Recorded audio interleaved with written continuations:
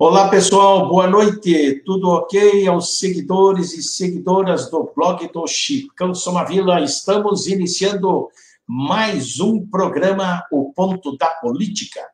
Eu sou o Chicão Somavila, editor deste programa, que é realizado da cidade de Pinhais, no estado do Paraná, e vai para o Brasil e para o mundo. Hoje, sexta-feira, dia 6 de novembro de 2020, são exatamente 19 horas e 34 minutos. A pauta de hoje, nós vamos tratar aí sobre o arcaico e confuso sistema eleitoral dos Estados Unidos, né? E para este papo, na conexão de hoje, né, diretamente de Curitiba, estão os cientistas políticos Tiago Moraes e Diogo Tavares. E eu digo que nós vamos iniciar com alguns assuntos, evidentemente, sobre o sistema eleitoral, e mais para adiante nós vamos mostrar ao vivo os dados das eleições nos Estados Unidos, né, conforme dados reais do The Guardian, o jornal britânico, né? Boa noite, Tiago e Diogo, sejam bem-vindos ao programa. Tudo bem com vocês? Tudo bem, Chicão. Boa noite. Boa noite, Diogo. Boa noite, tudo bom? Boa noite, Thiago. Boa noite, Chicão. Beleza pura. Fiquem à vontade, tranquilo, numa boa. E eu vou aqui, ó. Vamos aí iniciar, então, o nosso bate-papo. Deixa eu ver aqui como é que nós estamos. Diogo e Tiago. Nome, a dupla bonita, nome de cientista político mesmo.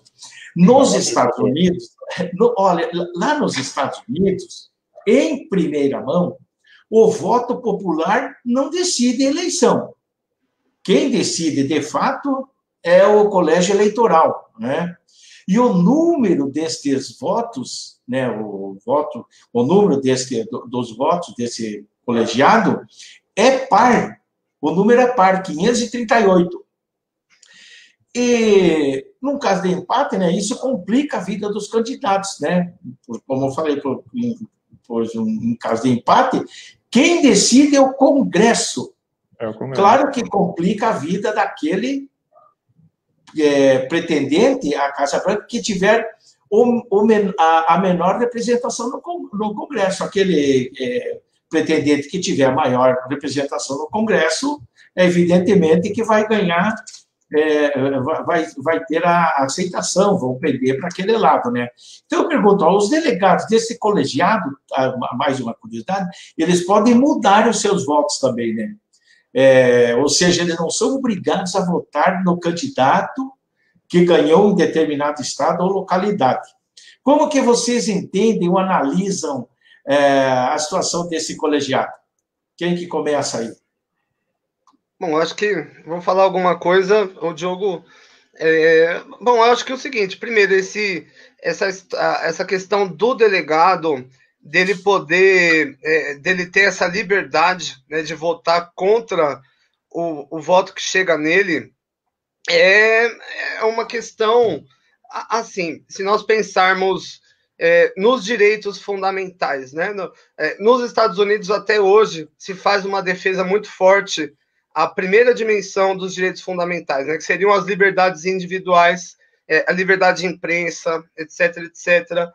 Então, aqui se estabeleceu, na verdade, uma tradição, ou seja, o delegado ele pode sair fora, por assim dizer, ele pode votar contra, mas o acordo né, se a gente for falar aqui de usos e costumes, de todos, né, os delegados votarem naquele candidato que for mais votado enfim, dentro daquele esquadro, né? Assim, Chicão, como você já adiantou, essa votação não é o voto a presidente dos Estados Unidos não é um voto nacional, então não é aquele que é mais votado pela população, quem assume o pleito, né? É o chamado a eleição por colégio eleitoral, por delegados, o nome técnico disso até anotei aqui, que eu não sabia, que é o voto em bloco partidário, por isso que aquele que ganha no estado leva todos os delegados para o seu partido, por isso que o nome chama-se, inclusive, voto em bloco partidário. Eu tenho pouco conhecimento sobre isso, mas, inclusive, acho que é previsto sanções, inclusive, para aquele delegado que que não acompanha o voto do partido, ou seja, aquele que não acompanha o voto do partido que lhe indicou, né? Mas eu acho que é interessante, o Chicão também falou sobre a possibilidade de empate. Eu não sei se isso é proposital ou se é uma coincidência, né? Porque o número de delegados ele é definido pela soma de número de deputados com o número de senadores de cada estado, né? Inclui daí, então, os 50 estados americanos, mais o distrito de Washington, né? Washington, D.C. Então, eu não sei se não foi um pouco da coincidência ali dessas questões. E o comentário que eu tenho sobre esse tipo de sistema, muito se discute, né? Se ele é justo, se ele não é. Alguns historiadores falam que ele foi criado para excluir os votos das minorias, principalmente os negros, quando os negros foram incluídos no sistema eleitoral americano, que esse sistema de o mais votado leva tudo seria uma forma de excluir essas minorias que estariam sendo incluídas lá atrás no sufrágio eleitoral, né? Mas isso que o Diogo falou, eu concordo também. Assim, houve, né, uma evolução, assim, nos diplomas normativos dos Estados Unidos e foi mesmo sendo incorporada uma série de possíveis sanções aos delegados que, enfim, para eles não votarem contra, né, para eles votarem nesse all-in, né, todo mundo votar no mesmo. E, de fato, se a gente considerar, nos Estados Unidos o voto é facultativo, mas as minorias, os outsiders, historicamente, eles são os que menos comparecem às urnas, né? Os negros, os latinos, os asiáticos. Então, eu até concordo com o Diogo, que pela lógica, é uma via, de algum modo, de excluir, de favorecer, por assim dizer, aquela maioria, né, organizada que vai à urna, né? Inclusive, só complementando, tem muitas discussões sobre esse sistema, não só de delegados, mas de manter o sistema de delegados, mas mudar um pouco essa ideia do vencedor leva tudo. Inclusive, tem 2 estados, dos 50 estados americanos, Nebraska e Maine, eles têm um sistema diferente, né, que distribui os delegados de uma forma proporcional aos votos dos candidatos, né. Poderia ser uma alternativa, e hoje, a esse tão criticado sistema de delegados dos Estados Unidos. Sistema eleitoral de delegados. Sem dúvida. E como o Tiago falou, os problemas dos excluídos. Só que os excluídos, nessa eleição, eles procuraram participar em massa, né? Os latinos, os negros, os asiáticos, já foi o diferencial pró-Biden, parece, né? Esse foi um ponto fundamental. Se a gente olhar para essa eleição, ela tem um recorde de comparecimento, e, ao meu ver, em parte, enfim, claro que a gente vive aqui, as últimas pesquisas que foram feitas antes da eleição de boca de urna mostravam que os eleitores eles estavam muito preocupados com o tema desigualdade racial, né? E nós estamos, né, nesse ano de Black Lives Matter, né, depois do que aconteceu, né, com George Floyd, as manifestações, etc., etc., mas eles estavam muito preocupados também com a pandemia da Covid e também a questão econômica. Então, eu acho que isso, de alguma forma, né, essa somatória de preocupações chamou a atenção tanto dos republicanos, tanto dos democratas, mas, de fato, se a gente olhar para o recorte, né, do eleitor do Joe Biden, nós vamos ter, primeiro, um eleitor mais outsider, né, menos elitizado. Primeiro, ele é mais mulher, né? Nós estamos falando aqui de mais ou menos mais de 50% das mulheres vão de Biden, mais de 80% dos negros, mais de 60% dos latinos, mais de 60% também dos asiáticos e também os mais jovens, né? Entre ali 18 e 44 anos, o Biden vai abarcanhar, né, a maior parte dos votos e também aqueles que não têm com o ensino superior, né? E enfim, o perfil do Trump seria exatamente o oposto disso, né? Então aqui, inclusive o Partido Democrata ele fez uma série de campanhas convocando esse pessoal para ir às urnas, né? E ao meu ver, essas convocações, eu acho que uma coisa que facilitou muito, enfim, talvez facilitou, mas dificultou, foi o voto pelo correio. E esse voto pelo correio, né, por ele ser um voto que ele vai se correlacionar muito ao manter a quarentena de alguma forma, ele acabou sendo um pouco um voto mais pró-Biden, mas ainda assim o Donald Trump não foi tão mal também nesse voto como ele achou, né, que ia ser. Eu acredito que o fato, né, das minorias terem ido em massa, né, eu acho que guarda relação tanto com a insatisfação, tanto com as campanhas do próprio do Partido Democrata e também com essa possibilidade do voto à distância, né, que de alguma forma reduz o ônus, né, da votação, né? Eu sigo a linha do Thiago em vários aspectos, né? Principalmente da gente destacar esse maior envolvimento das chamadas minorias, né? O voto das mulheres, dos negros, latinos e asiáticos. Até separei um dado aqui de que os três principais temas o qual as pessoas disseram que fizeram com que elas fossem às urnas foi economia em primeiro lugar, raça em segundo lugar e a pandemia lá no terceiro lugar. Então, essas eleições marca de fato a maior participação das minorias, né? Eu vi também uma análise muito interessante do editor da revista Raça, que ele vai falar sobre o quanto a demografia americana ela está mudando, né? Então, isso já vem se refletindo agora nas urnas, né, com o maior número de participação de latinos e negros. Né? Os negros sempre estiveram lá, mas eles participavam muito pouco das eleições, pouco comparado ao que eles estão participando agora, né? E, com certeza, o voto negro fez diferença e o voto latino fez diferença também. Mas uma coisa bastante interessante sobre o voto latino da Flórida, que foi analisado, esperava-se que os latinos votassem em massa nos democratas, mais na boca de urna e até um pouco ali da militância, mostrou que os latinos, pela Flórida ser bastante ocupada por latinos cubanos e venezuelanos, houve uma campanha em massa do Trump dizendo que o Biden apoiava ditadores de esquerda latino-americanos. Então, essas pessoas acabaram votando no Trump, algo que o Partido Democrata não esperava e foi uma surpresa, né? Eles esperavam virar os resultados lá na Flórida e acabou que esses latinos residentes ali na Flórida acabaram votando no Trump por esse discurso dele que colou. É o fake news. E a Flórida parece A Flórida eu sempre acho uma incógnita, para falar a verdade.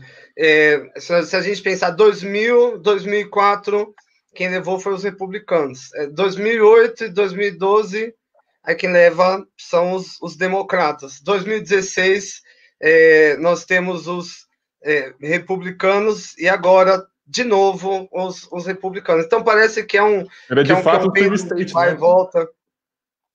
Ele é de fato um estado que sempre pendular ali, né? Um swing state, como eles falam, né?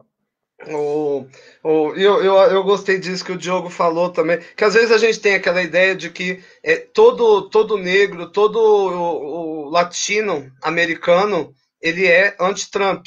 Isso não é verdade. A gente tem talvez uma nova classe média desses latinos que eles querem incorporar também esses valores assim dos estabelecidos, né? De alguma forma, mesmo aqueles discursos contraditórios, sabe, anti-latino e tal. Eu tenho um vizinho aqui, inclusive, que é tão latino quanto eu, que sempre que ele vai nos Estados Unidos, ele é o pró-Trump, o anti-imigração, mesmo ele sendo um imigrante lá, sabe? Eu acho que esse é um ponto fundamental, e esse cara vota. Inclusive, ele votou lá e conseguiu votou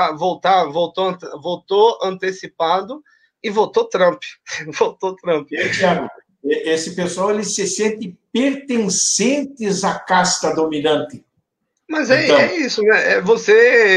É você comprar, né, os hábitos, né, isso inclui também É que, assim, quando a gente fala dos Estados Unidos, eu acho que um ponto que eu acho que diferencia muito da nossa cultura é o fato deles trabalharem com esse bipartidarismo há tanto tempo. Então, todo mundo sabe, né, de qual partido que ele é, né? E lá isso aí importa mesmo. Importa para... Por exemplo, tem estudo que mostra que tem encontro em aplicativos de namoro no Tinder que não dá certo, porque eles são de partidos diferentes, sabe? Isso importa muito. E é um fator de identidade de classe mesmo. É só a gente olhar para o perfil do eleitor do Donald Trump. Nós estamos falando aqui, aliás, é só olhar para o Texas, sabe aquele redneck, homem, branco, geralmente aqui protestante, sem ensino superior, acima dos 40 anos. Esse é o eleitor do Donald Trump, né? Então, o latino aqui, de alguma forma, para entrar aqui no ethos de classe, às vezes acaba entrando também nessa seara ideológica, né? Apoiando os republicanos. Eu vi algumas análises no sentido de desmistificar tanto o voto latino quanto o voto negro, né? Esse próprio editor da revista Raça, ele falou sobre esse negro que é o novo rico, ou a nova classe média americana, que não necessariamente ele vota no Partido Democrata, né? Inclusive, na última semana, o cantor rapper 50 Cent, ele declarou voto no Trump. Na última semana ele vinha tendo algumas falas ali em favor do Biden, mas a questão dos impostos foi muito cara para ele. E ele falou, para os novos ricos americanos, seja negro, seja latino, a questão dos impostos também são muito, muito caras. Eles têm também ainda esse voto econômico, essa motivação econômica do voto, né? Então é muito relativo, né? Como o Thiago também explicou muito bem ali.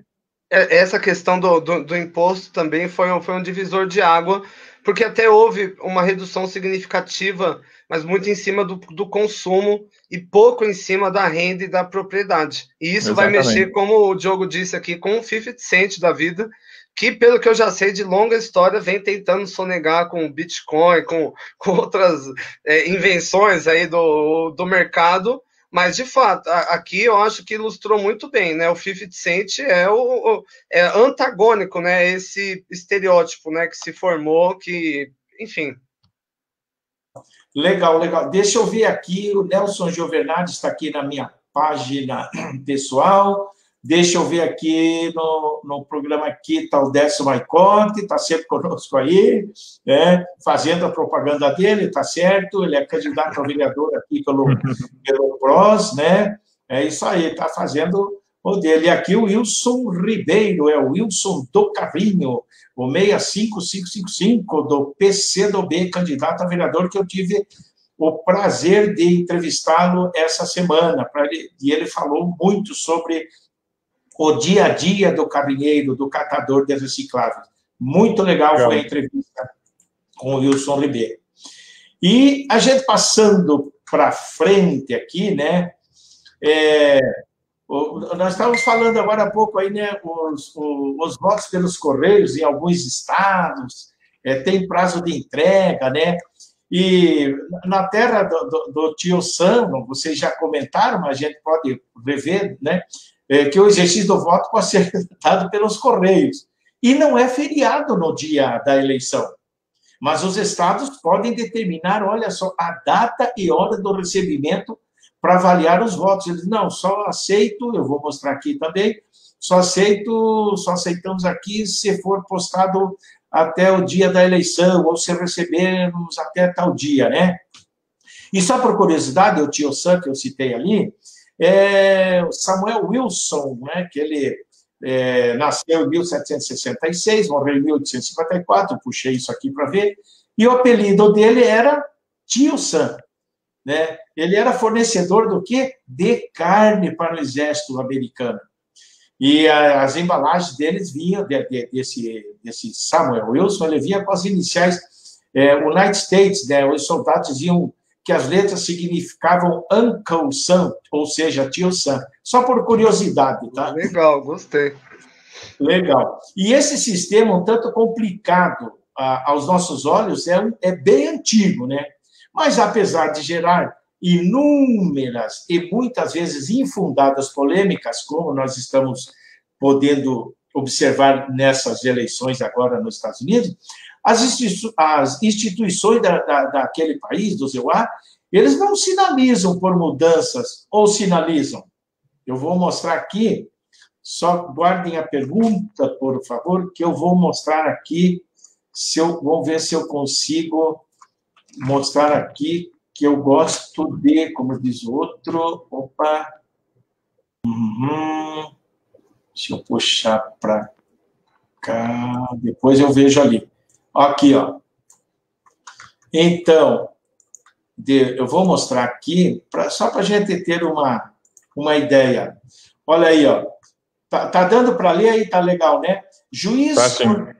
no G1, o juiz ordena que Correios dos Estados Unidos façam busca por cédulas com votos não entregues. Meu Deus do céu, isso aqui está parecendo o Pinhais há 40 anos atrás aí, que sumia a urna, sumia aquelas, como é que chama? Aqueles balotes com urna, depois achavam no rio jogado. Estados Unidos está 40 anos atrás do Brasil, pelo jeito, viu?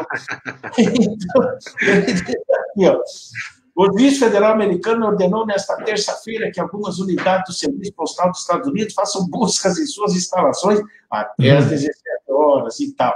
Né? Olha aqui, confusão, para garantir que nenhuma cédula com votos nas eleições presidenciais fique retida. O resultado do pleito será decidido esta noite. Claro, a matéria aqui é do dia 3 ainda, né? Tudo bem.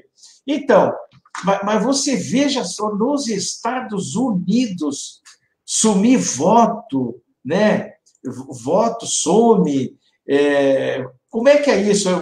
Você acha, o que vocês acham aí desse sistema? Ele está um sistema arcaico? Como é que é? Como é que as instituições estão lidando? Vocês têm alguma informação? Eu não tenho nenhuma informação sobre isso. Posso começar dessa vez, então? Pode, Diogo, manda bala. Eu queria fazer um comentário sobre o sentido. Eu não sei se é uma questão só de desorganização, mas é talvez uma falta de nacionalização dessa eleição, né? Pelo que o Chicão mesmo falou, cada estado organiza a sua eleição. Então, tem estados que têm um tipo de urna eletrônica, inclusive o seu tipo de urna eletrônica lá, não é a urna eletrônica brasileira, mas tem o seu tipo, e outros que votam ainda no papel, né? Então, as questões do voto no papel, para quem já acompanhou, inclusive, no Brasil, esses dias eu vi um dado que metade dos eleitores brasileiros ainda conhecem ou vivenciaram o voto no papel. Ele tem alguns problemas. Eu votei no papel. Né? Eu sou antigo. E a maioria das democracias, eu acho que ainda adota esse tipo de voto. E ele tem aquela questão de como das rasuras, da assinatura do eleitor ali atrás da cédula e tudo mais. Hoje, inclusive, eu vi que o atraso na apuração dos votos na Geórgia é por conta de que a Geórgia permitiu que votos rasurados ou aqueles que têm algum problema, as pessoas podem ir lá refazer o seu voto. Então, isso está gerando um atraso ali nessa confusão toda. Inclusive, o engraçado é que a Madonna entrou nessa campanha. Se tem um problema de impressão nas cédulas lá, e os Correios estão chamando o pessoal. Também. Então, até a Madonna entrou na campanha. Se o voto for rasurado, vamos lá. Todo voto é importante, vamos lá corrigir esse voto. Enfim, eu acho que falta ali, para o sistema eleitoral americano, essa questão de cada estado ser responsável, não ser uma eleição que tem um órgão nacional responsável, pode gerar um pouquinho dessa confusão. Porque se você vê mesmo, a gente pode ver depois ali no Guardian também, tem essa questão desses estados que tem uma disputa maior, que demora, é um quesito que faz com que esteja confusão, né? Essa demora para os resultados. O próprio estado de Nova York tem 78% das urnas apuradas, mas lá sabe-se que o Biden vai ganhar. Então não tem toda essa confusão, né? Então, essa disputa acirrada, somada ao tempo de demora, cresce, os ânimos se afloram, né? Aí fica a impressão de muita bagunça e tudo mais. Tem bagunça, tem, mas esses ânimos também são aflorados um pouco por esses quesitos, né? Eu concordo com o Diogo. Agora, só um comentário. Agora o Chicão, quem é veterano vai lembrar. O voto de papel, no papel, ele permite até o protesto organizado. Eu não sei se o Chicão se lembra do macaco Tião, no Rio de Janeiro. Se lembra, Chicão? Lembro. Também só para... Faz uns dias já, hein? Enriquecer aqui. Eu lembro que em 96, numa disputa aí para vereador aqui em Pinhais, os votos eram contados lá no Castelo Branco, hoje Newton Freire, né? Paulo Freire, Newton Freire. E era um cercadinho de madeira que ficava assim, tipo barraquinha de vender cachorro-quente, pastel, mas de madeira, e a gente ficava debruçado em cima e o escrutinador ali contando, não, esse voto aí é meu, não, esse aí é do meu candidato. Era um pau só. Aí o cara chiava, você tinha que ir lá, reclamar para o juiz eleitoral, aí o juiz ia ver. Não vale, não aceita, não sei o que, eu aceito. Aí dependia de quem fosse reclamar. Mas continuando aí, você... Agora um ponto enfim, eu concordo com o Diogo aqui, como cada estado aqui pode partir da prerrogativa que quiser, é meio confuso mesmo. Então, tem estado que faz voto eletrônico, não é igual ao nosso. Aliás, eles têm lá uma urna de segunda dimensão, e eles têm, inclusive, um sistema de voto digital para os soldados americanos que estão fora dos Estados Unidos. É com celular, tem blockchain, não sei o que e tal. Eu acho assim que a tecnologia, não dá para a gente fugir disso. Isso tem que ser incorporado de uma maneira mais efetiva, mas não é um debate muito simples. Assim. Tem a questão da lisura. Enfim, às vezes aqui no Brasil, por exemplo, você tem a centralização de tudo isso no Tribunal Superior Eleitoral. É ele que legisla como vai ser a eleição, ele organiza a eleição e ele fiscaliza a eleição. E julga também. Mas eu acho complicado, às vezes, você colocar, enfim, você para se autovigiar, mas isso aí é um caso para outro ponto. Mas o ponto nos Estados Unidos, a maior parte dos americanos acredita no processo eleitoral. Aliás, na última pesquisa da Reuters de boca de urna, quase 50% dos americanos se dizia bastante confiante no processo eleitoral e 40%, mais ou menos, se dizia um pouco confiante. Mas um pouco confiante é confiante ainda, né? Ou seja, aqui a gente está falando de quase 90%. Apesar de tudo, os americanos acreditam no processo eleitoral. Mas olha que interessante, vamos supor que isso que o Chicão falou aqui. Vamos supor aqui que todos nós somos republicanos e só o Diogo aqui, democrata, tal, e a gente acusa. Vamos lá, quero recontagem. Lá nos Estados Unidos, ele vai falar, ok, pode ter recontagem, mas quem paga a recontagem é o partido que solicita. Entende? Quem paga a recontagem é o partido que solicita. Então, geralmente, esse pedido de recontagem é feito quando o partido ele tem uma causa provável, sim, porque ele vai ter que arcar com o ônus daquilo ali, né? Com menos de 1% de diferença, né? E com menos de 1% de diferença. Exato. Inclusive, alguns membros do Partido Republicano rechaçaram as declarações do Trump, né, sobre recontagem ou sobre fraude. Então, próprios membros do partido, por essa questão que o Thiago falou, já rechaçaram essas acusações do Trump. E além disso, teve 3 canais de televisão que cortaram a fala dele quando ele foi lá na Casa Branca, proferir mentiras, etc. e tal, sobre o pleito, né? Exatamente. Mas é aquilo que eu falei, a sociedade americana, ela é muito fundada na primeira dimensão dos direitos fundamentais, lá a liberdade de imprensa, ela é levada extremamente a sério. Existe até um ativismo, por assim dizer, né? Algo que não fica tão lúcido aqui no Brasil. Lá nos Estados Unidos você consegue dizer claramente que o New York Times, qual é a tendência ideológica, o Washington Post, qual é a tendência. Aqui a gente finge que não tem, que é neutro, sem ser neutro. Agora, um ponto que eu vejo assim como pernicioso da eleição, como ela está sendo feita agora, é que, vocês já viram o tamanho da cédula? É uma folha enorme, assim, são 2 folhas e tal.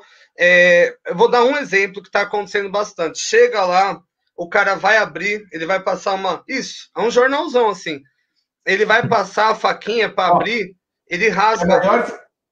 Thiago, desculpe, é a maior que a revista Placar que eu tenho aqui, que essa aqui eu guardo com carinho, né? Porque tem o meu Verdão aqui, rapaz, só para mostrar aqui. Vai falando aí que eu já mostro aqui. Meu Verdão. Aqui, ó, né, meu 72 aqui, então eu, né? Olha lá, bicho. Essa aqui, a cédula é mais ou menos desse tamanho. Desse tamanho, é um cedulão. Enfim, é um trabalho imenso, né? Então, o cara ele tem que abrir isso aí, ele tem que duplicar, depois ele arquiva, depois ele lança ali. Ocorrem erros, né? Por exemplo, claro que aí, como vai resolver cada erro, cada estado tem seu modo. Eu estava vendo que na Pensilvânia, por exemplo, quando o cara rasga a cédula, ele tem que espelhar, ele tem que fazer numa outra cédula, ele tem que preencher na mão, mas ele vai preencher. Aí, enfim, aí você abre precedente para crítica, né? Aqui, aí os republicanos estão falando, tá, mas aí se o cara rasgar propositalmente para escrever Biden lá, né? Sabe? Enfim, mas isso abre precedentes para todo tipo de conspiração, né, cara? Enfim, mas você não vai mudar o resultado da maior eleição do mundo rasgando cédula, escrevendo nome lá, não é assim, né, que faz, né? Exatamente. É isso aí. Deixa eu ver aqui, vamos para cima, né? Então, e sobre essa aí o Donald Trump, né, que é do republicano, ele sem provas, né, como nós falamos aí, ele acusou o Biden de fraudar eleições e tal. Ele estaria querendo ganhar no tapetão, pelo jeito. Eu vou mostrar aqui já também. Eu vou mostrar aqui daqui um pouco. Deixa eu ver aqui. Para os dois, o Tiago e o Diego, né? Ao menor rumor, né, de possíveis fraudes eleitorais nos países sul-americanos, a Organização dos Estados Americanos aparece, entre aspas, para acompanhar, né, para dar credibilidade ao processo, para evitar fraudes nos processos eleitorais. Recentemente, na Bolívia, para citar aí, né, a OEA anulou a eleição do ano passado e veio agora nessa que trouxe o partido do Evo Morales de volta ao poder, o MAS. Nos EUA, nos Estados Unidos, o Trump está alardeando fraudes nas eleições e a OEA, né, a Organização dos Estados Americanos, caladinha. Por que essa diferença de tratamento? Por que você acha que isso acontece? Qual que é o motivo? Por que lá o cara alardeia lá que houve fraude, que não sei o quê e tal, mas nada acontece. A Organização dos Estados Americanos não vai lá. Por que será? Só deixa eu mostrar aqui antes a matéria, aqui só para a gente, né, que nós não estamos inventando. Então, aqui, ó, sem provas, aqui é do... Está aqui, ó, do UOL. Sem provas, o Trump acusa democratas de fraudar votos enviados pelo correio. Aí ele fala aqui em pronunciamento que durou aproximadamente 17 minutos, ó, 5/11, está aqui às 23 horas. Na Casa Branca, o presidente Donald Trump, candidato à reeleição da disputa com Joe Biden, voltou a dizer que os votos enviados pelo correio são fraudados. Então, só para ter uma ideia aí, né, sobre essas colocações aí. Opa, deixa eu ver aqui, eu tenho que interromper aqui. Essas colocações, por que a OEA não vai lá nos Estados Unidos? Opa, peraí, vamos conferir essa coisa aqui. Por quê? Quem que começa aí? Eu acho que, Chico, antes de tudo, é uma questão geopolítica, né? É básica, porque olha o que os Estados Unidos representa geopoliticamente no mundo, né? Mas, assim, eu gostaria de chamar a atenção para uma questão que eu acho que era um pouco esperado, né? O ensaísta e cientista político brasileiro, o Sérgio Abrantes, chama, inclusive, caras como o Trump de governantes incidentais, né? São caras que foram eleitos em eleições atípicas, como foi a eleição do Trump. Governantes o quê? Incidentais? Governantes incidentais. São caras que são eleitos em eleições atípicas. Ele também diz que é mais comum em sistemas presidencialistas, né? Normalmente são governantes de direita ou extrema-direita, e que eles estão ali, inclusive, uma das características de incidência dele é que eles estão ali colocando à prova a própria democracia, né? Então, eu acho que esse tipo de declaração do Trump é um grande teste para a democracia americana, inclusive. Eu acho que ele vai tentar alardear, como o Thiago falou, os meios de comunicação lá mostram o seu lado, inclusive os meios de comunicação tradicionalmente republicanos e conservadores não entraram na onda dele, fora alguns menores, mas os principais não entraram na onda dele. E é o grande teste da democracia americana, e muitos já esperavam que o Trump ia, a partir de que ele perdesse, pelas características antidemocráticas dele, dos quesitos da democracia é que aqueles que perdem saem pacificamente do poder, né?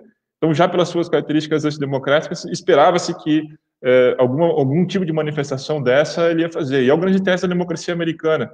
Eu não sei de cabeça, que o Thiago pode explicar melhor, se ele soubesse, se a democracia americana já passou por um teste desse, né, de um governante com características mais autoritárias que se nega a aceitar os resultados das eleições. É normal que, em alguns casos, demore-se a aceitar os resultados das eleições, até porque esse sistema de recontagem ele é justo, principalmente em estados cuja a contagem é pela cédula de papel e a vantagem é muito pequena, né? Mas, normalmente, os derrotados nas eleições americanas, eles tendem a reconhecer a derrota rapidamente. Na mesma noite em que é anunciado o resultado final, ou um tempo depois. Até alguns falaram da demora da Hillary, né, que ela demorou, foi só na manhã seguinte do resultado oficial que ela foi declarar, mas a tradição é que se declare logo na sequência, né? Então, Tiago, aqui, veja bem o seguinte, eu concordo com o Diogo, tá esticando a corda, né, para ver até onde vai. Eu confesso, assim, eu já esperava, já parecia já que ia ter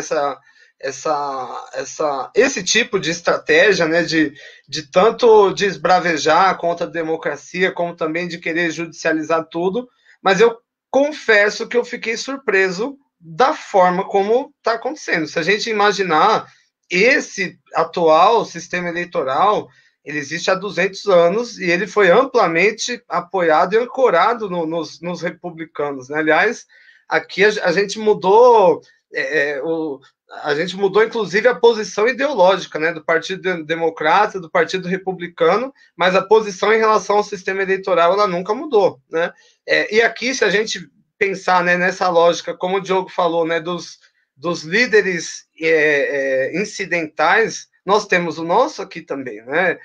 Assim que o Bolsonaro foi eleito, ele já colocou em xeque já a eleição, que ele mesmo ganhou, né? Ele falou, não, tinha que ter ganhado no primeiro turno, né?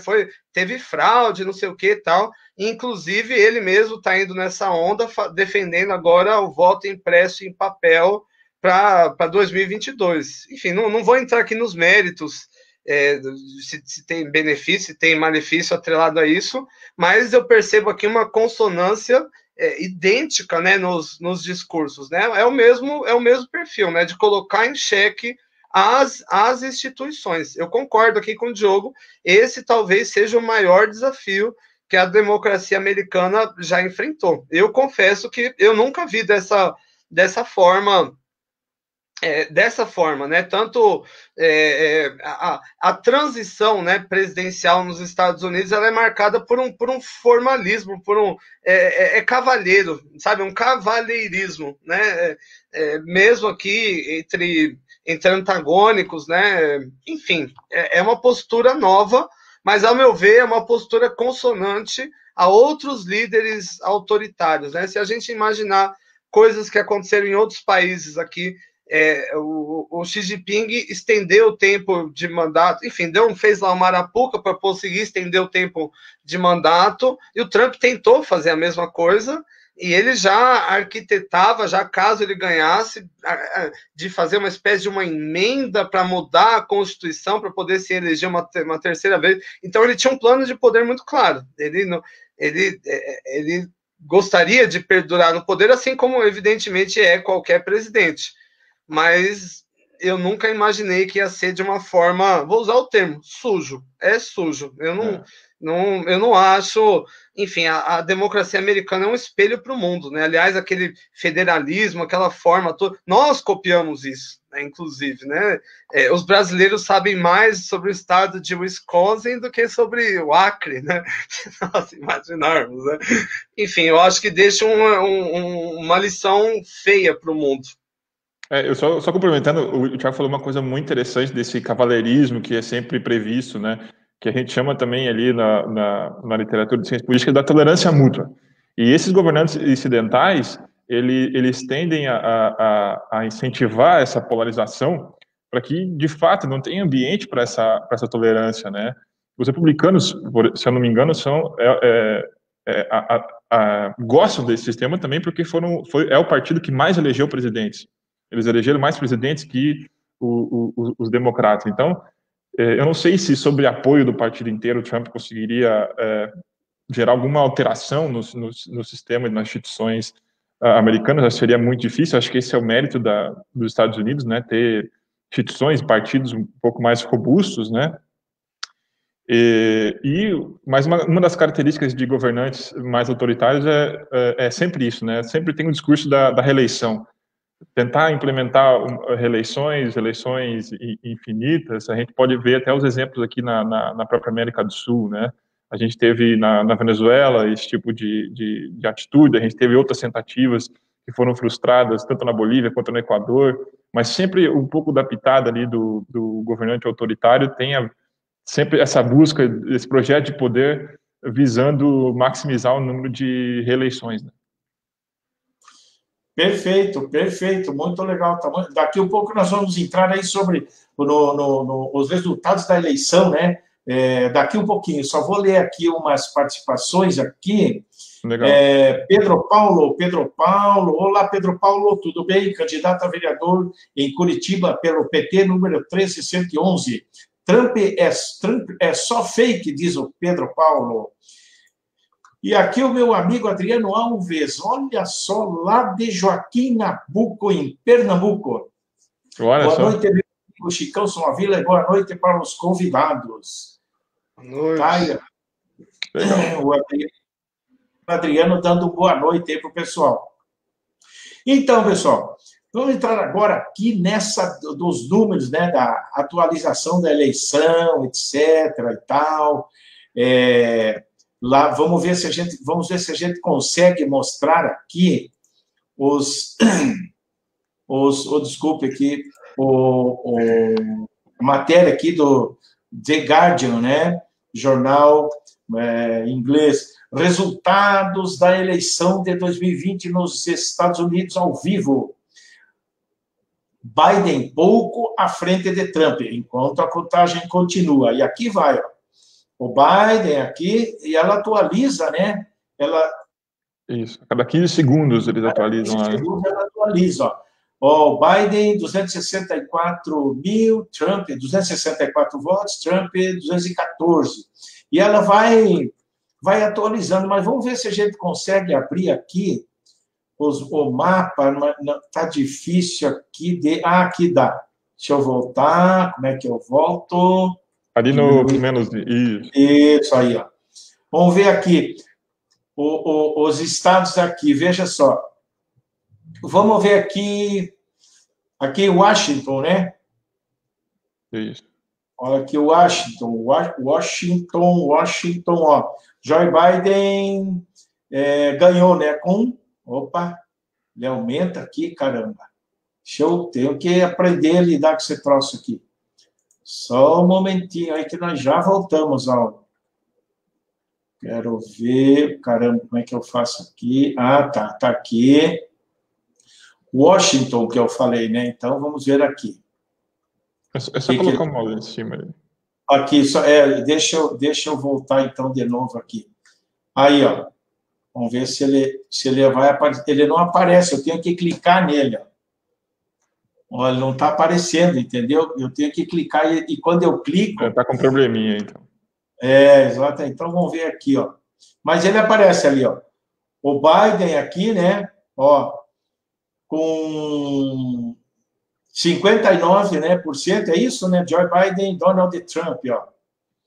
O Joe Biden é o vermelho e o Trump é o azul. 59 a 49. Não, ao contrário. O azul é o Biden. Pois é, mas aqui embaixo, ó. Tá aqui, ó. 49, 59%. É isso, né? Tá aqui, eu não estou conseguindo segurar aqui embaixo para vocês analisarem aí. Então, ó, cada voto conta. Não, então, estamos contando cada voto, diz eles aqui. Então, eu quero ver se eu consigo trazer, senão não vai dar para mim apresentar para vocês aqui, cara. Queria mostrar, mas está aqui, ó. 260, ele tem que chegar em 270 votos, né? 270 delegados, é isso, né? Ó, Joe Biden está prestes a assumir a presidência depois de assumir a liderança na Pensilvânia, enquanto a Geórgia anuncia recontagem, né? Ó, a Geórgia anunciou recontagem. Joe Biden, puta, aqui já não é o meu Ceará. Nenhum vencedor foi declarado ainda.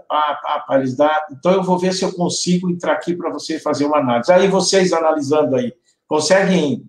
Dá para ler aí? Tô vendo. Assim, em Washington, Chicão, não é tanta surpresa, assim, né? Washington ele já é tradicionalmente um reduto democrata. Nas últimas 5 eleições, 2000, 2004, 2008, 2012, 2016, os democratas emplacaram. Eu acho que nessa também não ia ser diferente, né? Enfim, esses estados, né, onde não fechou, né, a Pensilvânia, a Carolina do Norte, talvez tenha alguma surpresa, né? A Pensilvânia, ela enfim, ela foi durante muito tempo um reduto democrata.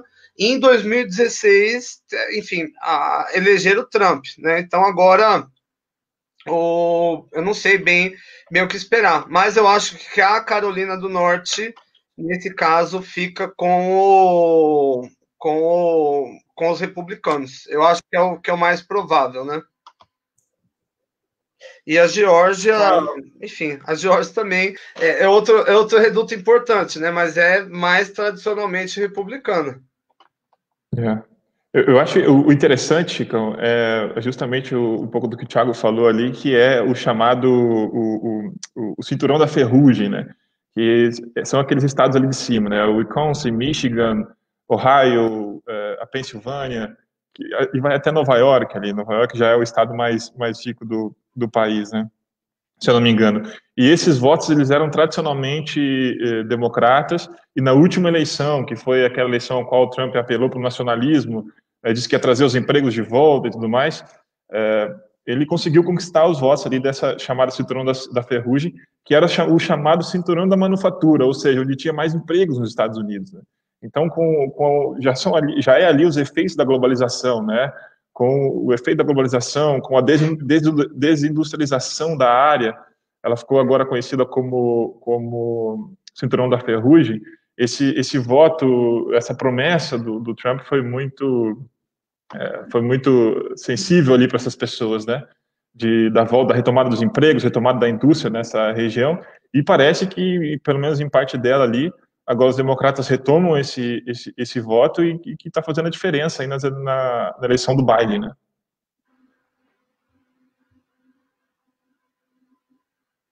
Tá sem o áudio, seu Chicão. Em Michigan, aqui, então. Olha, Michigan. Michigan, inclusive, é onde fica a mais famosa das cidades desertas aí desse cinturão da ferrugem, que é Detroit, né? Uhum. A gente costumava ver nos filmes aí, fala muito de Detroit, a cidade industrializada e tudo mais. Hoje ela é uma cidade que representa o contrário, né? A desindustrialização dessa região, né?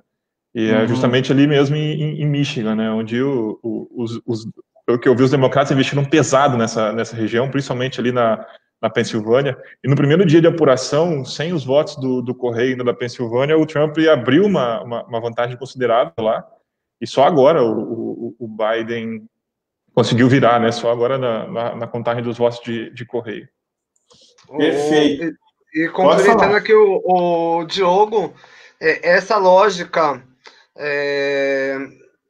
desse discurso nacionalista, retomada de emprego, essa espécie de uma nostalgia, né, relacionada aos tempos de ouro em Michigan, ela acho que aqui é um dos maiores exemplos, que a gente tinha aqui um reduto praticamente impenetrável dos democratas desde 2000 e em 2016. Enfim, eu acho que aqui em virtude, inclusive, sobretudo da situação econômica, o discurso do Trump colou, né? Esse discurso que eu acho que faz muito sucesso aqui também, né? Um discurso sebastiano, né? Alguém que vai chegar com a solução, que vai resolver todos os problemas, né? Aquele Messias que traz, né, a Era Dourada novamente. É um discurso que hoje ele reverbera muito forte, acho que aqui no Brasil também. Agora cabe a gente pensar se quais são os próximos. Uma curiosidade minha, que quando a gente abre os mapas, a gente vê como o voto democrata ele ainda é concentrado nos grandes centros, né? E os votos republicanos são bem espalhados ali nas zonas menos populosas, ou não sei se a gente pode chamar de áreas mais ruralizadas, mais rurais, né? Parece que os democratas, pelo menos nessa região, reconquistaram os votos urbanos, né? Que fez um pouco da diferença nessas eleições para o Biden. Mas ainda esse voto característico rural nos republicanos, e quando a gente abre ali os distritos mais urbanos são majoritariamente democratas. Inclusive no Texas, se a gente pegar lá, que é tradicionalmente republicano, a gente pegar ali alguns distritos mais urbanos, eles votam nos democratas, né? A gente tem Dallas, a gente tem outra cidade lá que é a sede do Houston, que é a sede da NASA, que é democrata, mas o estado como um todo, as áreas mais rurais são republicanas, né? Uma curiosidade aqui, ó, nos extremos dos Estados Unidos, ó, né, os democratas o interiorzão aqui, o interior dos Estados Unidos aqui prevaleceu o republicano. Por que será isso? O que é uma região mais de agricultura? Como é que é isso? Mas é um pouco de tudo, e também é uma tradição, né, Chicão? O meio aqui, por exemplo, Missouri, Tennessee, Arkansas, Kentucky, a Virgínia, eles já estão amarrados ali nos republicanos há muito tempo. Você tem alguns estados que fogem um pouco dessa lógica, como Indiana, que aí você teve ali durante um tempão só republicano, mas em 2008 vai eleger, né, democrata. Também o Ohio, que em 2008 e 2012, mas se a gente for aqui para a costa oeste, aí ela é toda, pelo menos a parte de cima aqui, né, mais ao norte, ela é toda democrata de fato. A Califórnia, né, muitos anos democrata. Califórnia, sim. A Califórnia também, as últimas 5 eleições todas foram do... A diferença? Olha só. 8-4. E é um colégio importante, né? Aqui nós estamos falando aqui de 55, né, delegados, né? O maior colégio eleitoral. Muito relevante, né? Enfim, só seria em nível de relevância, vai ter embaixo o Texas, que eu acho que vai ser 37 ou 38 delegados, e depois a Flórida é 29, se não me engano, 28 ou 29. 38 votos eleitoral, 38 delegados do Texas, né? 38. Aqui, ó. 38. Já fugiu aqui. Na dúvida se era 38, 39, eu acho que a Flórida é 28 ou 29. Talvez. Chama atenção. Chama atenção que esses estados azul listradinhos são os estados em que o Biden virou, né? Na última eleição ele foi republicano e agora ele virou. O Arizona, inclusive, é o estado do John McCain, que já foi candidato a presidente, era um senador americano muito conhecido, ele é herói de guerra, ele é, enfim, unanimidade lá no estado do Arizona, e ele declarou-se durante seu mandato como opositor, né, praticamente, como adversário do Trump. Então, alguns analistas falaram até de uma vingança do John, que morreu no ano passado, no ano retrasado, John McCain, mas eu diria assim, uma vingança do eleitorado pro John McCain contra o Trump, votando nos democratas ali no estado que tradicionalmente é republicano. E uma diferença apertada, né? 1,4%, né? Olha isso. Apertado.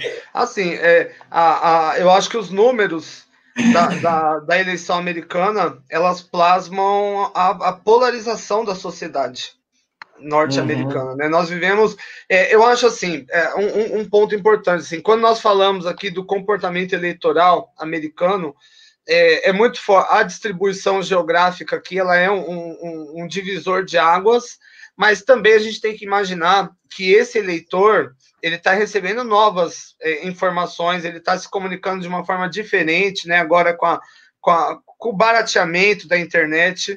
Eu acredito que isso vai ao encontro do que o Diogo falou lá no começo, de novas configurações, né, de um novo voto negro, de um novo voto latino, vai ao encontro de um novo voto branco, inclusive, né, o branco protestante e tal, ele não está só agora vestindo o capuz da Ku Klux Klan, ele está apoiando também o movimento negro. Enfim, eu acho que essas novas configurações aqui, pensando do ponto de vista mais sociológico, guardam uma relação muito forte com o papel da internet e das novas mídias sociais, né, de maneira geral. Legal. Deixa eu ver. Quer completar, Diego, alguma situação? Fique à vontade, por favor. Quero ver aqui em Nevada. Nevada que tá... A contagem parou em Nevada, né? Nevada, enfim, Nevada é um reduto que os democratas nas últimas 3 eleições foram bem-sucedidos, ganharam em 2008, 2012, 2016, e era, antes disso, um reduto republicano, né? Enfim, aqui nós falamos de mudanças, né? Arizona, né, que é vizinho, já não, você tem um padrão ali, nas últimas 5 eleições, todos, né, apoiaram os republicanos. Mas Nevada, né, como eu falei aqui da posição geográfica, faz aqui fronteira, né, com o Oregon, faz fronteira com a Califórnia, que são redutos aqui também democratas. Enfim, eu acho que de alguma forma tá um pouco inclinado o jogo em prol dos democratas. Né? Mas falando de número de votos também, acho que um outro dado interessante, alguns analistas tendem a dizer que, historicamente, eleições que têm maior comparecimento, elas tendem a dar uma vantagem para os democratas, porque, enquanto partido, o Partido Democrata é um partido mais organizado, né? Mas a gente vê que toda essa expectativa também de uma vantagem muito grande pro Biden, então ela pode se confirmar aí com o restante dos votos, mas não foi, acho que, como se esperava, né? Tanto que, se fosse assim, no primeiro dia já da contagem dos votos, acho que a gente já podia ter confirmado o vencedor. Então, isso caracteriza que, talvez, como o Thiago falou, essa característica social do eleitor americano, esse eleitor que tendeu a votar no Trump, ele não vai deixar de existir de uma hora para outra, né? Nos Estados Unidos. Sem dúvida.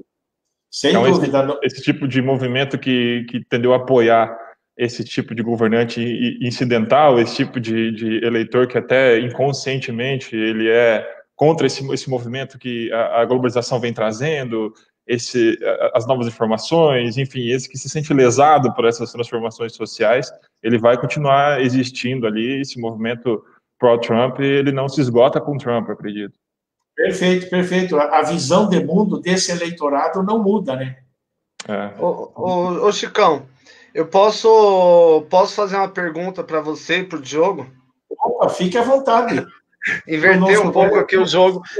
Não, na verdade não é uma pergunta, é um comentário. Algo que eu sempre me chamou a atenção, um pouco a forma como eles elegem lá, enfim, tanto os deputados deles quanto os senadores.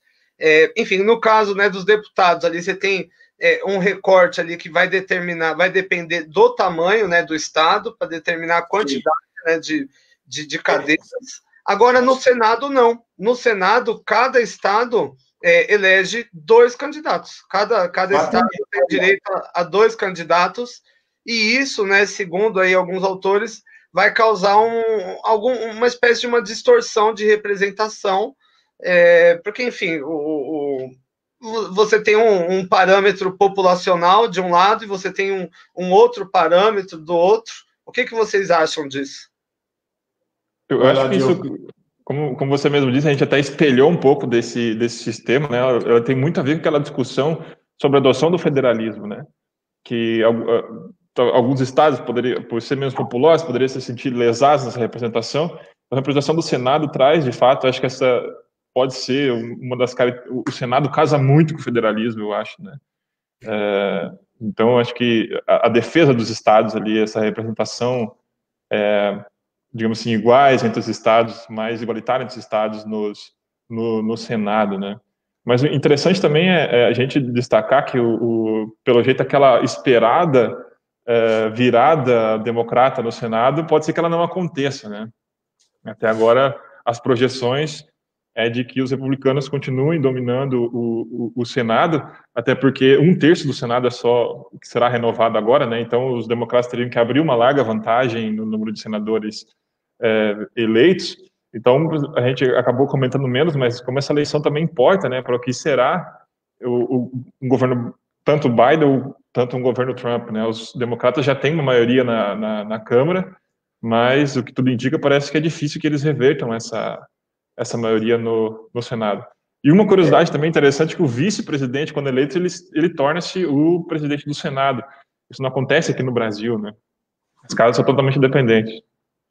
Exatamente. Que nem na Argentina. Na Argentina... A Cristina, se não me engano, é presidente do Senado. Presidente do Senado, né?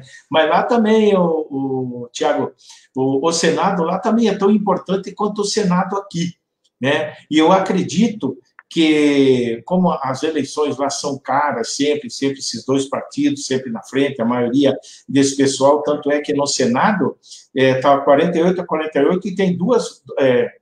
Estava 46 a 46, hoje tem 2 votos que são independentes, mas votam sempre com os democratas, né?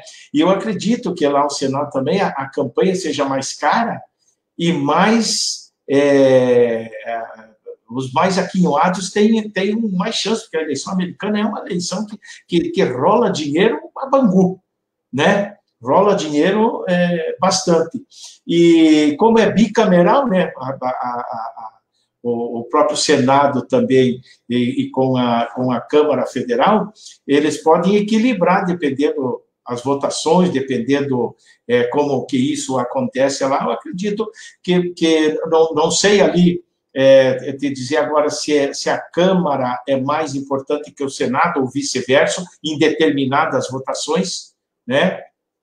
Mas eu acho que realmente o Senado é um setor importante, né? É super importante, sem dúvida nenhuma, né? Mas talvez a casa de equilíbrio, talvez não a casa que mais decide seja a Câmara dos Deputados, não seria isso? Sim. Sim, enfim, eu concordo. A Câmara dos Deputados seria mais relevante, mas eu joguei essa aqui para pensar, né? Porque um estado pequenininho, né? Como pequenininho, digo, em populacional, né? Como, sei lá, o Alasca, por exemplo, né? Vai ter a mesma quantidade de senadores do que Nova York, do que a Flórida, do que a Califórnia.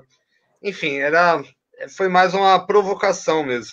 É que nem no Brasil, então, né? No Brasil, independente de todos os estados, tem 3 senadores, né? Isso.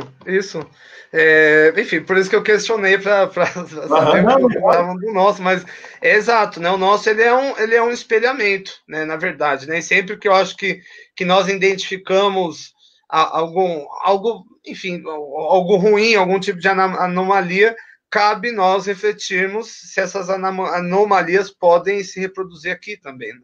Exatamente. Elas, até certo ponto, não sei, parece que se repete aqui. Né? Se for em termos de poderio de campanha, o grau intelectual dos senadores, quem que chega, quem que não chega, quais os partidos que podem fazer uma campanha para senador, digamos assim, qual o senador que tem o poder aquisitivo para fazer uma campanha. Lá também talvez seja dessa forma, né? Talvez. Mas acho interessante, Chicão, a gente salientar que tem uma diferença, acho que no nível de profissionalização do político americano, né? É impensável, talvez, nos Estados Unidos, esse zigue-zague que acontece aqui, né? Aqui um senador, ele estabelece senador, ele fica 8 anos lá, é comum um senador vir e se candidatar a governador, ou um deputado federal se candidatar a prefeito. Lá, a profissionalização, o político americano, ele sempre mira para cima, ele sempre mira para Washington, né? E também a questão da renovação. A renovação das casas legislativas americanas, se eu não me engano, ela é muito baixa. Inclusive, agora no Senado foi baixíssima. Foi motivo, inclusive, de uma série americana na Netflix, chama-se Virando o Jogo, que foi sobre Alexandre Ocasio, e um grupo de outros parlamentares que se dizem parlamentares progressistas, né? Eles acompanharam um grupo de parlamentares, se eu não me engano, só Alessandro Ocasio teve sucesso, né? Mostrou um pouco ali de como é difícil ocorrer essa renovação nas casas legislativas americanas. Perfeito. Chicão, minha última provocação de hoje. Então, como você bem disse, Trump está esbravejando e, enfim, partindo para judicialização, enfim, tirando todas as cartas da manga. Será que isso, pensando, né, na similitude do repertório de ações do Trump com o nosso digníssimo presidente, será que isso não poderia ocorrer aqui também em 2022, numa eventual possibilidade do, então, presidente Bolsonaro não se reeleger, ele também buscar acionar aí as instâncias judiciais, ele também colocar em xeque a lisura do processo eleitoral? O que vocês acham, gente?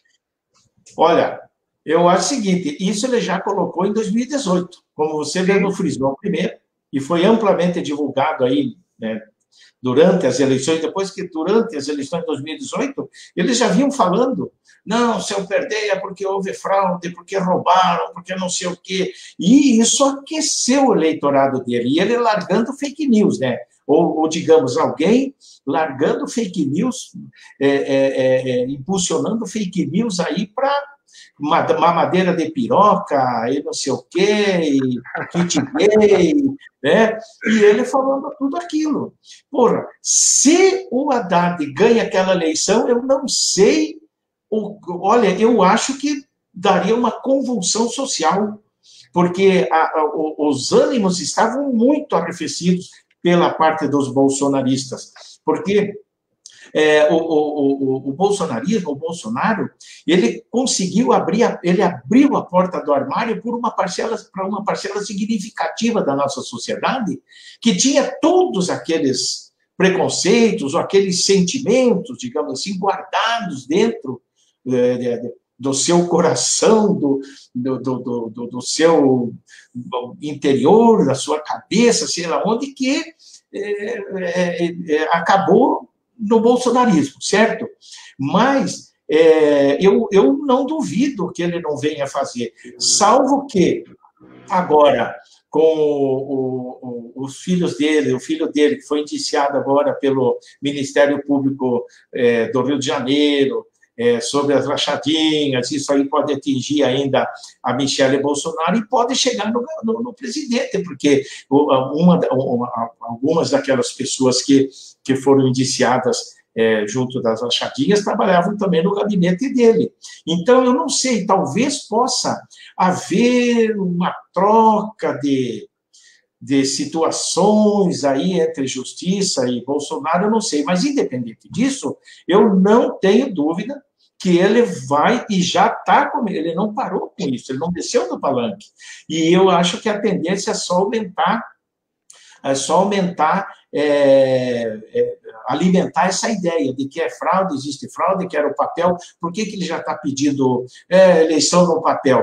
Para trazer essa discussão para pessoas que seguem cegamente o cara, né, o presidente, que segue cegamente, porque não discute, não, é melhor de papel, claro, é melhor de papel, não sabe nem o que é isso. Tem gente mesmo que nem chegou a votar, né, talvez uns mais novos também, não estou aqui criticando a juventude, mas que nem nunca chegou a votar no papelzinho, na cédula ali e tal, e não, papel é melhor, né? Contra a tecnologia não tem volta, né? Ao menos eu penso isso. Antes do Diego falar, deixa eu ver aqui quem está, por favor. Pode ficar à vontade, Chico. Legal. Leandro Romero, boa noite, Chicão. Boa noite, Leandro, beleza? O Leandro mesmo que está aí, um abraço para você, legal, felicidades aí para você, obrigado. Então é isso aí, o que você acha, respondendo aí a pergunta do... Eu gostei da provocação do Thiago, porque é muito interessante a gente pensar, né?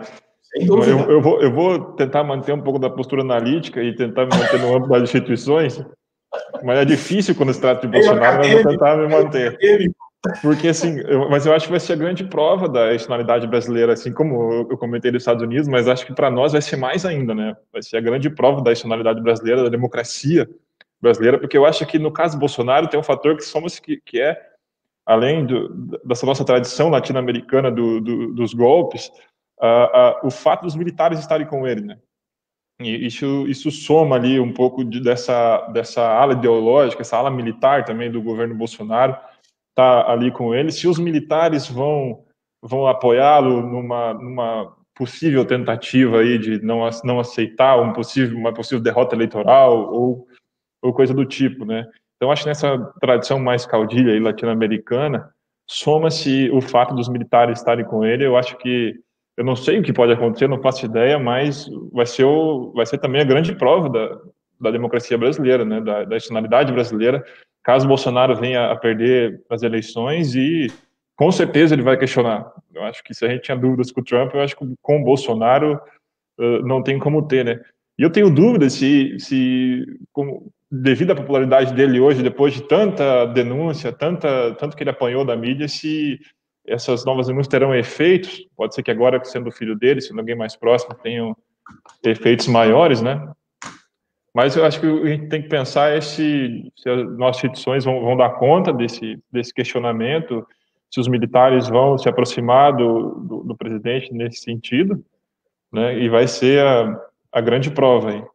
E uma coisa também, outra coisa a gente pensar, só para concluir, é que normalmente, como o ensaísta Sérgio Branches fala nesse livro, o segundo governo desses governantes ocidentais pode ser pior do que o primeiro. Porque é aí que ele começa a pensar em projetos muito de poder mesmo, como o Thiago falou, de manutenção do poder. Projetos como reeleição infinita, enfim, o emparelhamento do Estado de fato, né? Mas o que me deixa, algumas características da democracia latino-americana me deixa um pouco cético de reeleição de políticos como Bolsonaro, como o próprio enfraquecimento do Estado não permite com que as capacidades estatais da instituição, do Estado brasileiro, dificulta com que governantes, mesmo sérios, consigam levar os insumos para toda a população das políticas públicas. Por isso que o Bolsa Família fez tanto sucesso, porque além de ser uma política pública muito boa, ele conseguiu superar esse obstáculo da dificuldade do Estado brasileiro, né, que é levar as políticas públicas para quem precisa. E a gente está vendo que o auxílio emergencial, será que vai ser suficiente para que o Bolsonaro consiga se manter aí, né, uma popularidade alta? Será que ele arrisca mesmo entrar no Nordeste? Enfim, com suas diferenças, eu acho que também vai ser a grande prova da democracia brasileira, essa possível derrota do Bolsonaro em 2022, no cenário comparando com os Estados Unidos. Rapidamente se falando, eu penso que eu acredito muito nas nossas instituições, mesmo com suas falhas, com seus excessos de prender, tirar do pleito eleitoral pessoas, candidatos, seja do partido que for, sem as devidas provas, etc., né? Mas essas aproximações aí do Bolsonaro com o STF, que foi muito criticado, isso é normal, não tem como você receber uma visita na tua casa e não atender bem essa visita, ou vice-versa, né? Mas eu acredito muito nas nossas instituições, porque elas podem enquadrar o bolsonarismo, ou o Bolsonaro, vamos dizer assim, e, juntamente, é evidente, o bolsonarismo, como já aconteceu aí nesses episódios lamentáveis que nós tivemos aí de ataques ao STF, etc. e tudo. Então, e agora também o Congresso Nacional, quando ele derrubou o veto da desoneração da Folha, o cara tinha vetado. O presidente tinha vetado. O Congresso chegou e falou, não, é por aqui. A Anvisa, por exemplo, Bolsonaro, não vamos comprar vacina, a Anvisa foi lá, assinou e tal. E a questão vai sair, a vacina vai acontecer, tem que acontecer. Então, eu acho que, além de todos os processos que a família está sujeita aí a sofrer, evidentemente, vai depender de julgamentos, de provas, etc. e tal, mas tudo isso eu acho que vai pesar lá para frente. Concordo. Concordo. Assim, um ponto, né? 2022, a incógnita, né? Eu não sei nem o que eu vou comer amanhã à noite. 2022 é uma incógnita, mas indubitavelmente o auxílio emergencial ele deu uma guinada muito forte na popularidade do presidente, levando ele a ter aprovação em redutos aonde ele jamais entrou, né? E ele descobriu isso, né? Que existem essas aqui. Se trata de algo diferente do Bolsa Família. O Bolsa Família, ele é um programa de transferência de renda condicionada. Ele serve como um instrumento para você quebrar aquele ciclo de pobreza geracional. Ou seja, você é pobre, aí o seu filho não vai para a escola e ele se torna igualmente pobre. Então, aqui eles colocam algumas condições, né? O menino ele tem que estar na escola, tem que estar vacinado, tem que ter nota, tal, né? Tem condicionante. O auxílio em questão, ele não traz nenhuma condicionante, né? Ele é tanto é que, enfim, o critério, inclusive, de distribuição foi bem aquém, assim, o processo. Assim, eu conheço pessoas, enfim, aí vai da idoneidade de cada um, mas muitas pessoas aí que não se enquadravam aí no padrão, no perfil, e estão aí usufruindo desse benefício. Agora, se isso vai continuar em 2021, eu acredito que ele vai dar um jeito de surgir, mas assim, em parte, quando a gente fala, e até explicando, né, por que o Bolsonaro ele foi tanto para essa área, enfim, entrou nesse dilema, assim, né, de Covid, economia, porque tradicionalmente o presidente ele é mais avaliado pela economia e as autoridades regionais, né, os prefeitos ali, os governadores, por essa área da saúde, né? É uma questão de percepção. Mas aqui, perceba bem o seguinte, tanto a pandemia da Covid-19, como também a situação ambiental, afastou os investimentos estrangeiros, mas afastou num nível muito grande. A gente está falando aqui de uma perda, em comparação com o ano passado, de mais ou menos 40% do investimento. Tanto é que o dólar foi à altura, e a gente vem enfrentando aí as consequências disso. Então, ao meu ver, se nesse caminho aí para a reeleição não houver uma resposta aos problemas ambientais mais adequada, não houver uma resposta à pandemia da Covid-19 adequada, porque, aliás, até esse momento não existe nem, inclusive, um plano nacional do governo federal de como vai ser o combate à pandemia no Brasil, né? Nós estamos já discutindo de uma possível segunda onda, encavalando com a primeira, e a gente não tem ainda uma diretriz, um plano, e como a gente bem sabe, a ideia da vacina, ao meu ver, ela é interessante, ela é fundamental. Eu mesmo, se alguém me chamar para ir para o teste, eu vou hoje, já comprei até um tênis novo para isso, mas o ponto eu gente... também vou. Vamos junto, vamos junto. Depois a hora que a gente acabar essa quarentena, a gente faz lá um churrasco no Chicão, mas veja bem, costela na brasa. Até hoje, a gente nunca produziu uma dose, 1 bilhão de uma única vacina no mundo, né? E se a gente falar de imunizar metade da população global, 4 bilhões de doses. Se a gente falar numa vacina como a Coronavac, possivelmente vai precisar de 2 doses. Nós estamos falando de 8 bilhões de doses, né? Aliás, aqui, né, no começo disso tudo, o então ministro Nelson Tais chamou atenção para isso. Ele falou, não, o vidrinho da vacina a gente tem que começar a fabricar, a gente tem que dar um jeito, a gente não pode negociar isso, a seringa... Em cima da hora.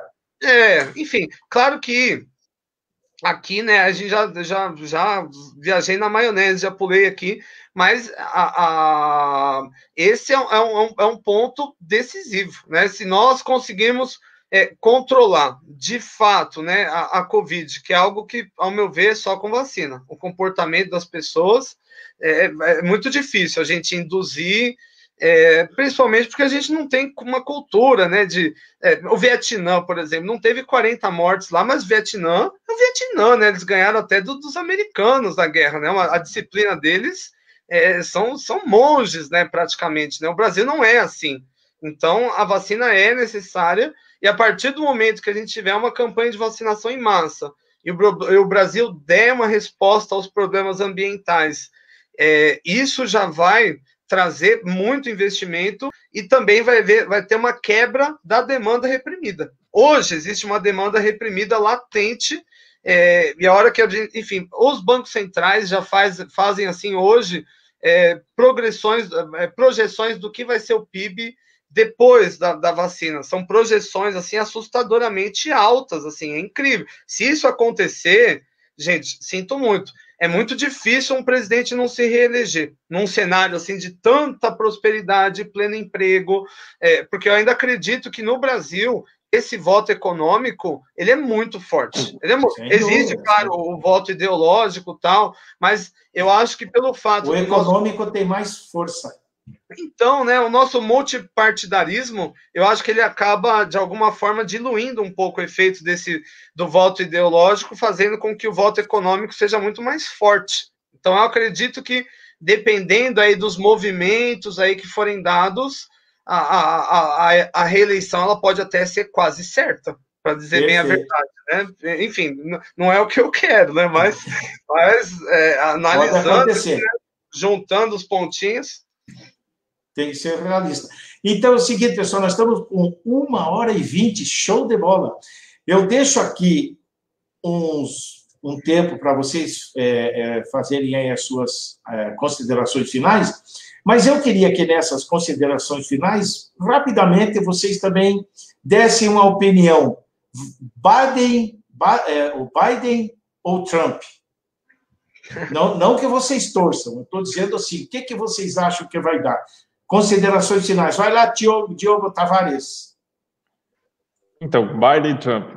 Eu vou nas projeções. As projeções dizem que vai dar Biden, eu vou com eles, vou com os especialistas. E o que pode ser um governo Biden? Eu acho que vai ser muito importante, principalmente nessa retomada do que chama-se nas relações internacionais do multilateralismo, né? Eu acho que o Trump tinha uma estratégia mais reclusa, né? Esse discurso nacionalista, guerra comercial com a China e tudo mais. Eu acho que o Biden ele representa, de certa forma, um novo olhar para os Estados Unidos, né? Ele traz lá, até notei aqui, o Green New Deal, né? A ideia do New Deal lá de trás, agora com uma indústria verde, também é uma questão estratégica, né? De recolocar os Estados Unidos aí num ponto estratégico do desenvolvimento, que pode ser a indústria daqui para frente, né? Então, vai ter sintomas lá, mudam as coisas nos Estados Unidos, mudam as coisas no mundo também, né?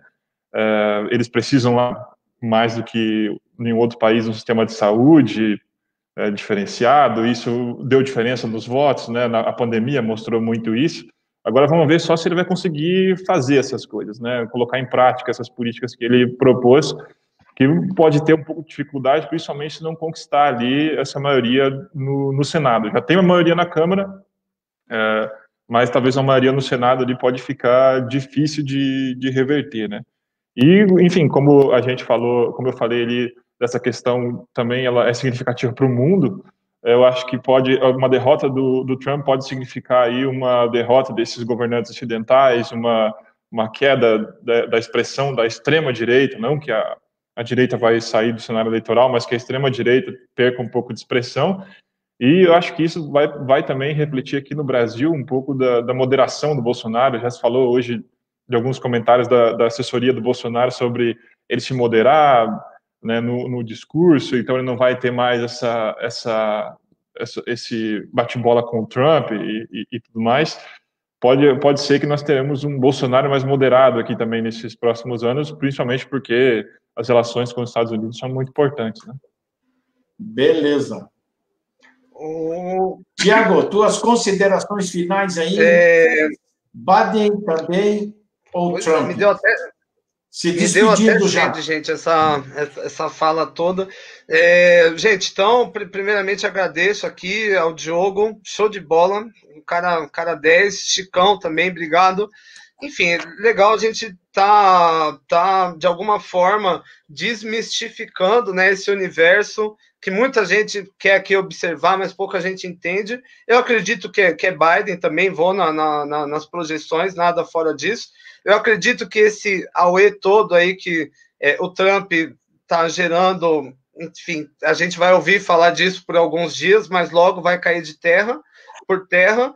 E, enfim, eu aqui eu sou um pouco otimista, eu acho que eu vou na linha aqui do Diogo, eu acredito que o multilateralismo ele ficou muito fragilizado com o Trump, né? Ele desgastou muito o sistema internacional, eu acredito agora numa restauração, e principalmente no olhar, talvez, enfim, às vezes a gente se engana com as pessoas, né, gente? Mas eu acho que o Biden vai ter um olhar mais humano em relação à pandemia da Covid-19 do que o Trump teve, né? O Trump foi simplesmente um grande desastre, né?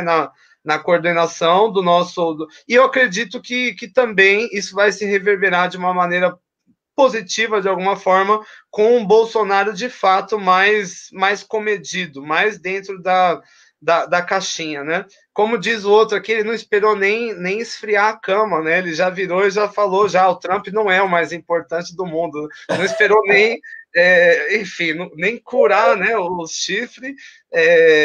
Enfim, é um ponto aqui, né? Mas eu sou otimista e eu acho que quebra um pouco, talvez, essa tendência de extrema direita, né? Que hoje o mundo está correndo muito forte. Eu vejo a ascensão, por exemplo, dessas milícias, né? A Ku Klux Klan vem ficando pop nos Estados Unidos. Como assim pop, né? Ídolos da cultura pop dizendo que gostam da Ku Klux Klan. Eu acho que a gente dá um pare nisso. E eu espero que as minorias, tanto nos Estados Unidos como no resto do mundo, comecem a ter voz e se inspirem nisso, né? Eu acho que, enfim, a gente hoje o tema era o quanto o sistema eleitoral americano é arcaico. Enfim, mas está funcionando, mais ou menos. É aquele carro antigo, né? Não é aquele carro, é um Gurgel, né? Seria mais ou menos. Enfim, e eu acredito nas instituições, né? Mesmo as nossas aqui, né? Elas já estiveram em momentos assim de testes extremos, né? Nós passamos pelo impeachment do Collor, impeachment da Dilma, agora com sabe, uma transição estranha. E eu acredito que não vai haver uma ruptura institucional, mas que a gente vai chegar em 2022 e se a reeleição não acontecer, que vai ter, enfim, burburinho, eu imagino que vai ter, mas eu sou otimista e acredito que isso vai reverberar na forma de paz, né? Tanto o mercado financeiro, inclusive, esteve muito alvoroçado, né? Nos últimos 2 anos, com a guerra comercial, China, tal. Eu acho que a gente consegue, talvez, agora amortizar um pouco esses ânimos. Enfim, agradecendo aí de novo aos meus colegas e cobrando aí, Chicão, acabando a quarentena, eu vou aí, bicho, a gente vai assar essa ponta de costela, sim. Vamos, certeza absoluta. O Diogo também já está na lista aí. É melhor ser otimista frustrado, né, Thiago, do que pessimista, porque é fácil ser pessimista, né? Exato. O pessimista é o natural, né? Para ser otimista, isso aí. Que forçar. Obrigado, legal. Também, pessoal. Legal esse bate-bola com vocês aí, Thiagão, Chicão. Beleza pura, eu quero mandar um abraço para o Celso Giovinardi, que falou aqui, muito bom o seu programa, Chicão, lá do Espírito Santo. Valeu, Tiago Pérez e Diogo Tavares, um grande abraço para vocês e a todos vocês que nos acompanharam aí, ok? Valeu, galera. Paz, tamo junto, gente. Tchau, pessoal. Boa noite.